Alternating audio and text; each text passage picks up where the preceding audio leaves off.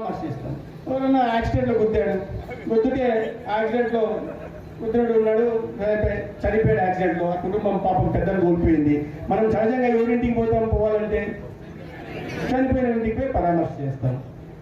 ఇంకోరు ఎవరన్నా ఓ మహిళను పోయి అవమానపరిచాడు, అసభ్యంగా ప్రవర్తించాడు, మనం మహిళ వెంట ఉంటామా లేకపోతే అసభ్యంగా ప్రవర్తించిన వాడు వెంట ఉంటామా? ఈ రాష్ట్రంలో పరిస్థితి మారిపోయినాయి. పరామర్శలు జరుగుతున్నాయి రాష్ట్రంలో. ఏ పరామర్శలు జరుగుతున్నాయి? నేను నెల్లూరు జైలుకి పోయినా పరామర్శ. ఎవరిని ఎందుకు పోయావా అంటే, బాగా ఊళ్ళో అందరినీ కొట్టాడు, మహిళల మీద తలకాయ మీద నరికాడు, పోలింగ్ బూతుల్లో ఈవీఎంలను పొగలు కొట్టేశాడు కాబట్టి ఆయన పరామర్శించారు. అరే గొప్ప విషయం, ఆయన గొప్పది. మళ్ళీ ఇంకోరి ఇంటికి పోయారు. ఏంటి ఇంకోరి ఇంటికి పోయారంటే, పాపం జైల్లో ఉన్నాడు. దేని జైల్లో పోయాడంటే, ఏం చేసి చిన్న పిల్లోడు పాపం మామూలు పని చేసిపోయాడు. ఏం చేశాడంటే, ఎవరో దళిత పిల్లోడు ఉంటే ఆ దళిత పిల్లోడు పెట్రోల్ వేసి కాల్చి చంపేసి తీసుకెళ్లి వాళ్ళ ఇంట్లో డోర్ డెలివరీ చేశాడు. ఆ మాత్రం దాంట్లో జైల్లో పెడతారా? మరి అంత కష్టాల్లో ఉండవాలని నేను ఆదుకోవాలా లేదా, పరామర్శించాలా లేదా అని ఆడ జైలుకి వెళ్ళి పరామర్శించి వచ్చాడు. మళ్ళీ విజయవాడకు వచ్చారు. విజయవాడకు వచ్చి నన్ను అక్కడే పరామర్శ. దేనికి అంటే, మొన్న ఎవరో పోతుంటే దీంట్లో ఉన్నారు అని వస్తే వాళ్ళ తలకాయ తొక్కిచ్చేసాడు కాడుతో. కాడువాడు తప్పి అన్నాడు. పోయినాడు పోతే పోయాడు, పాపం వీడు మావాడు, వీడు చంపితే మాత్రం ఏముంది, వీడు చాలా గొప్ప వ్యక్తి అని చెప్పి వాడిని పరామర్శకు వెళ్తున్నారు. మళ్ళీ మొన్న ఒకరు పోతే మొన్న చోట అయితే అబ్బాయి తప్పో ఒప్పో పాపం అబ్బాయి కొట్టాడు, ఇంకో కులాన్ని సంబంధించిన చనిపోయాడు. వీళ్ళ దగ్గరికి వెళ్ళేసి పాపం పిల్లోడు వాళ్ళకి ఏం తెలుసు అని. అయ్యా పిల్లోడు తప్పులేదు, కరెక్టే కరెక్టే, అక్కడ కుటుంబం కోల్పోయిందే, ఆ పిల్లలు ఆ కుటుంబంలో బిడ్డల భవిష్యత్తు కూడా అంధకారమైందే. వాళ్ళని పరామర్శించావా లేదా వాళ్ళకి ఏమన్నా సహకారం అందించావా? ఎవరి కోసం పోయావు?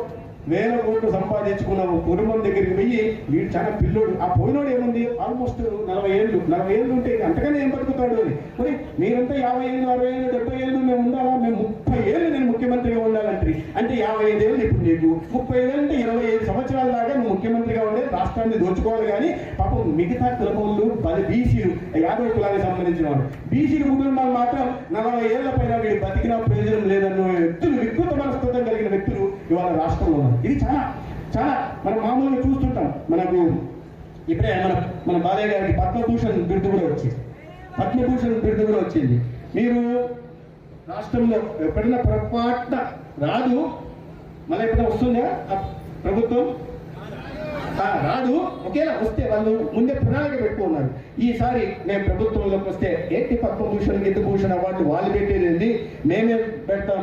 ఏంటి అంటే వీడు కిడ్నాప్ భూషణ్, వీడు యాక్సిడెంట్ శ్రీ, పద్మశ్రీ లాగా. వీడేమో ఏకంగా రత్న, ఏదే అత్యాచార రత్న. అరే వ్యక్తి ఇట్లాంటి అవార్డులు పెట్టాలని స్కెచ్ చేసుకున్నారంట. రాబోయే రోజుల్లో అవార్డు ఈ ఊర్లో కూడా వస్తాయి. వీడి కబ్జా రత్న